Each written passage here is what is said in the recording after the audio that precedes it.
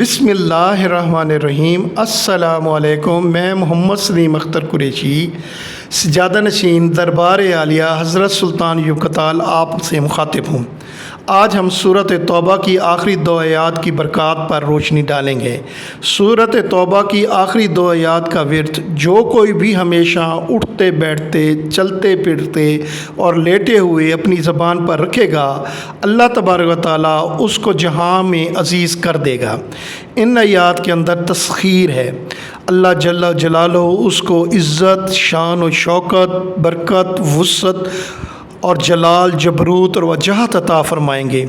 اس کے اندر بڑی تاثیر ہے، اس کے اندر بڑی طاقت ہے۔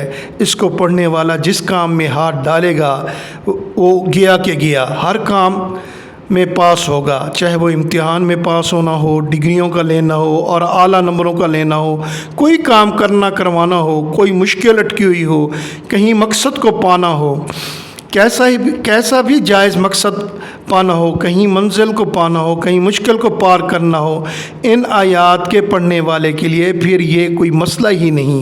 پڑھنے کا طریقہ کچھ اس طرح سے ہے کہ روزانہ فجر و عشاء کے بعد اس آیات کریمہ کو 101 بار اول و آخر درود شریف، 11 بار، 21 یا 41 دن تک اس کا ورد کرے۔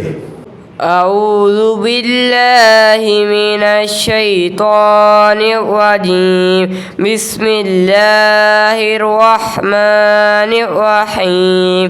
لقد جاءكم رسول من أنفسكم عزيز عليه ما